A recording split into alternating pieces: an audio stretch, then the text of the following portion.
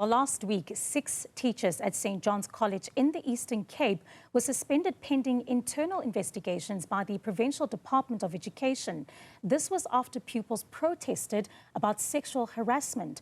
Often action only follows once there is public outcry about alleged perpetrators within the school environment. Now, let's discuss this with Equal Education Law Centre attorney Philasande Mkuzo. Pila, thank you so much for your time. As we've mentioned, often when these issues of sexual misconduct happen in schools, there's public outcry, there's media coverage, and then it's followed by inaction. So much so that some of these teachers are suspended only for them to resurface in other schools. Absolutely. That is definitely the case. And I think the main thing around that is understanding the processes that we currently have in place, right? At this point, we've got about 3 registers that SGBs, principals, need to look at before hiring. But because the process is not clear and that educators and principals and SGB members are not trained in terms of these things, they do not follow policy. And like you're saying, I think one of the biggest and perhaps the scariest realities as a result of these gaps is this lacuna where educators simply resign from their posts to avoid investigation and punishment and take up new positions in different schools, districts, or a whole different province altogether, including moving from the public system to the private system. Yeah, and of course, these are the gaps or essentially the cracks in legislation that allows these perpetrators essentially to slip through them. How do we close those loopholes? Is it a conversation, as you've mentioned, around the processes from the school side, SGBs, or is it perhaps even our own laws as a country? I think as South Africa, we don't lack in terms of a national legislative framework. The policies are there, the laws are there. At this point in time, we need to focus more on implementation and compliance, right? And I suppose on the legislative front, while we don't need anything new in terms of paper, it's really coordinating the laws that we have. So going back to the 3 registers that I had mentioned and having the different stakeholders who are handling those registers come together and coordinate themselves in such a way that the system itself is accessible and easy to use. Thereafter, taking it to the schools. And when I say schools, principals, teachers, and school governing bodies, and training them adequately in terms of using those particular systems. I think as civil society, we definitely do have a role to play.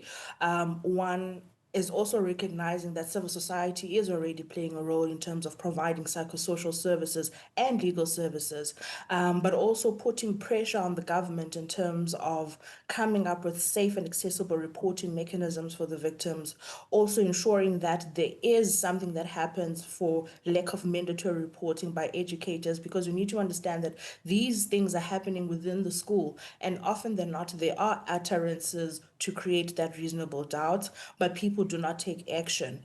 The lack of accountability measures, but also strengthening the access to psychosocial services and support for the learners who actually go through these particular cases. And I actually want to bring the conversation now to the pupils, to the learners. In various instances in the past few weeks, particularly looking at St. John's in the Eastern Cape, there were several other schools as well in Gauteng where it took learners having to protest at the school to bring the issue of the kind of sexual misconduct that's taking place within that environment. And that, I think, speaks volumes to how unsafe they feel in those particular schools, for students themselves to say, we've had enough. Talk to us a little bit about that safe system of reporting. How do learners feel safe? Where do they need to go? And how chilling is this kind of sexual misconduct to the point where children themselves have to say, we've had enough? I'll start with the last point. It is quite chilling. And I mean, like I said, the detection and the prevention shouldn't be as hard as I think schools make it out to be. Like I said, there's always a reasonable suspicion there, whether it's utterances and rumors amongst the staff members or the children.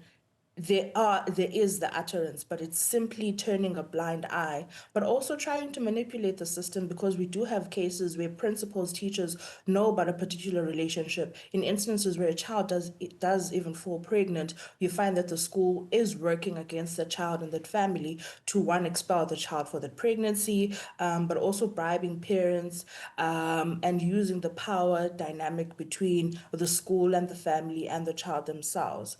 In terms of the learners taking it upon themselves, it precisely goes to this point where there is inaction, where cases or matters are brought forward.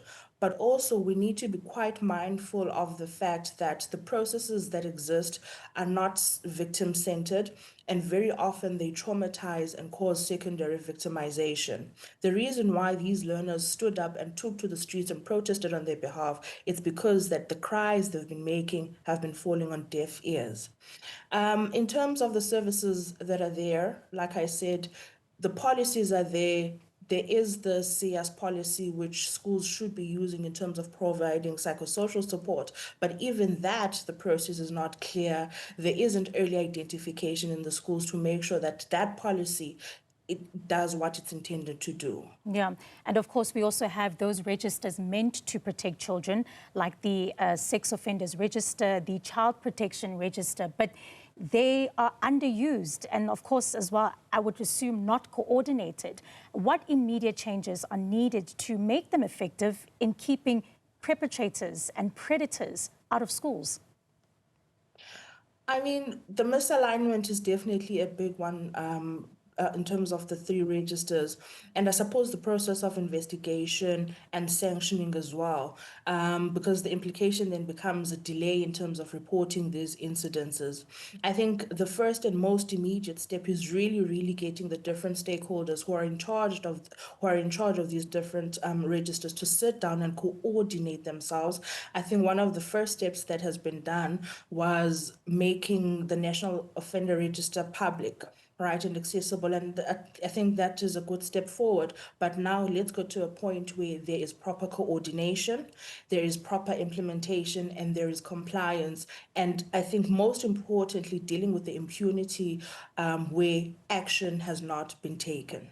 And definitely more punitive measures are needed in regards to those teachers that are found guilty for sexual misconduct. That's Equal Education Law Centre attorney Philasande Mkuzo speaking to us about what seems to be a growing and troubling crisis.